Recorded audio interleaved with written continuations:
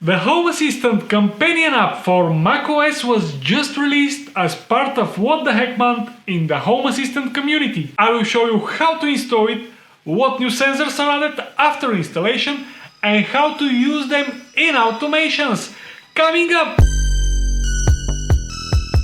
What's up, Kirill Pejanskis here. Home Assistant companion app for macOS is here, and it supports almost everything that mobile companion app can do, as well as actionable notifications. Even more, it adds several sensors for the Mac where Home Assistant companion app is installed. The new sensors can tell is the Mac active at the moment, are mic and camera currently in use, battery level and state, and several others. You can use these sensors to create many useful automations, and this is what we are going to do right now. But let's first start with the Home Assistant companion app for macOS installation and smashing the like button for the YouTube algorithm. Go to the GitHub page of Home Assistant and download this file. This zip file. The address is the following. You can get it from the video description. If you're using Windows, the recommended tool for you is called IoT Link. I never tried before, but maybe I will someday. Regarding companion app for Linux, I don't know what can I recommend, so maybe you can tell me in the comment section below. When the file is downloaded, it will be automatically unzipped, so I can directly click on it and I'll have to click open.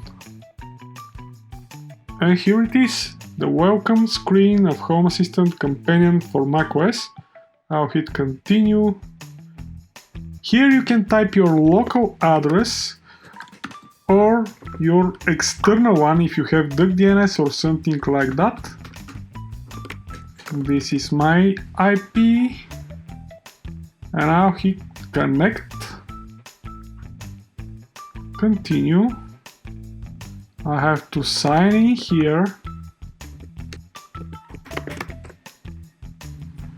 And I think I'm ready. It is good idea to allow location and notifications here and click continue. We have to wait a bit here. And this is it, my Home Assistant. I don't like the dark theme, so I'll change this to light. And I'm ready with installation. The Home Assistant companion app for macOS is installed. Let's see what new sensors are added. The easiest method by far to see all of the available sensors is to add a new entities card. And I'm going to do exactly that, but first I'll enter in full screen. Then I'll click on the dots, edit dashboard, plus button, entities card. Some of the sensors are already added. I'll type a name here, new HA sensors. Okay, and I'll add the rest. To filter them, you can just type Mac here. And here are they. Mac gain. I don't have microphone yet. HD camera, FaceTime. Device tracker. I don't have it yet. What else? Location. Internal battery level, I have it here. Battery state as well. Last update trigger. And storage. I think these are all sensors that the Home Assistant companion for macOS is adding. And I'll just hit save. And this is my new entity card. What is the most useful feature released in the latest Home Assistant for you? Let me know in the comments below. I love reading the comments and chatting with you, so go ahead and write something there. I'm waiting. As you can see from the sensors, my internal battery level is at 100%, battery state is full, last update trigger is signaled. I don't know what this means exactly. My MacBook is active at the moment, as well as the built-in microphone. The HD camera is off. This is the device tracker and it's currently in away state. Geocode location, last update trigger. I guess I added this sensor twice by mistake, and my storage sensor, which tells me that I have 38.18% free space available, and I'm going to use this sensor for a simple but useful automation. Now let's create some automations using these sensors. For example, to send notifications to the Mac when the available storage is below 20%. I'll go to Configuration, Automations, I'll hit plus button and I'll skip this. I'll name this automation under 20% storage.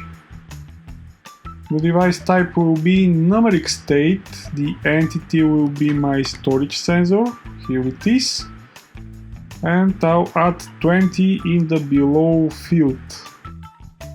That means the trigger will be activated if my storage is below 20%.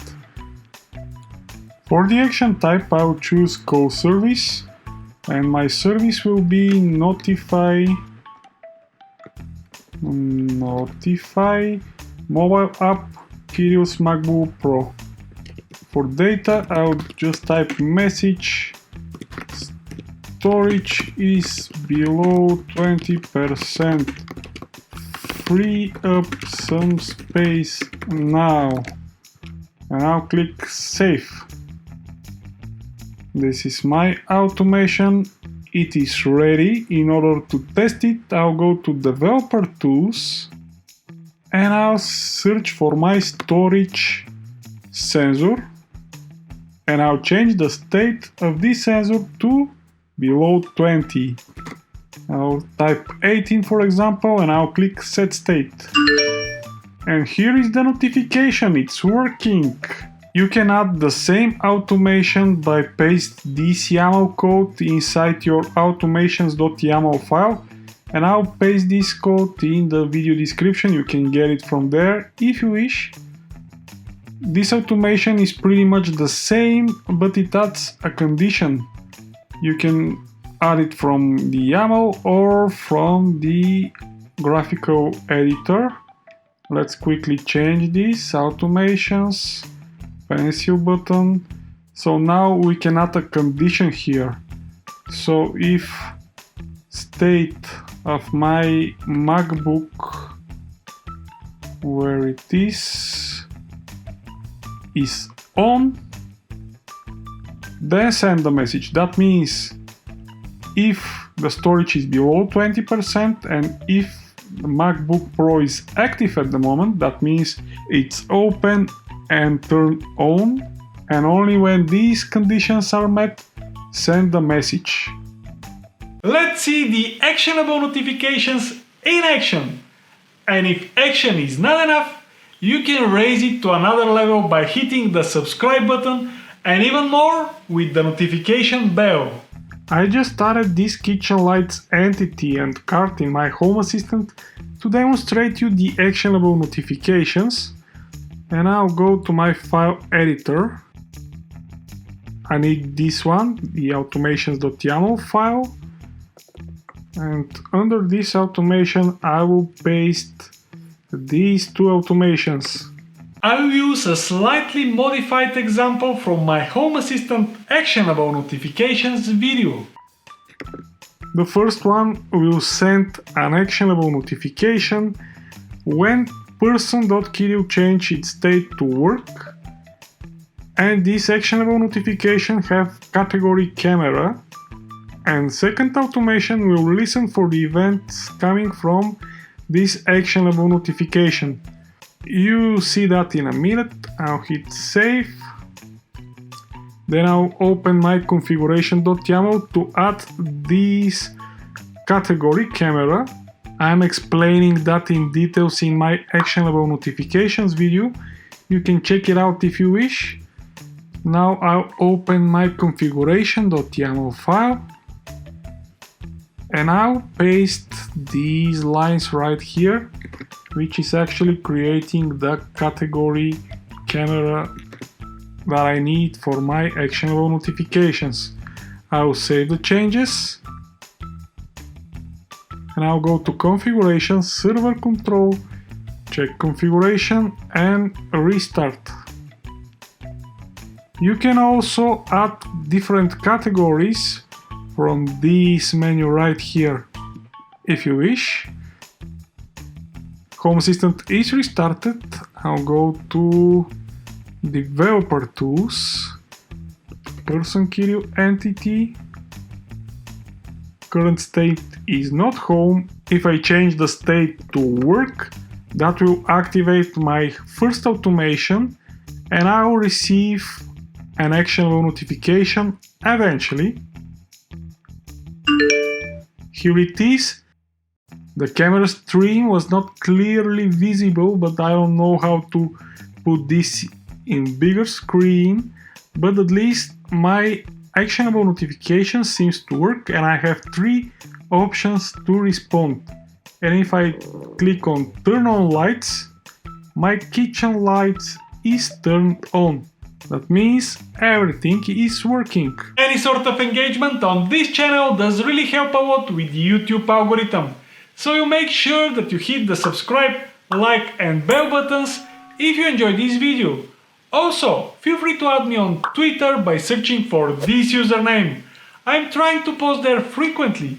You can also find me on my Discord server as well. If you want to secure this channel existence, you can become one of my supporters and you can see exactly how in the video description below. I really hope that you find this information useful and you now know how to install Home Assistant companion app for macOS and how to use the newly added sensors in automations. Stay safe and don't forget, home smart but not hard. Thank you for watching and I'll see you in the next video.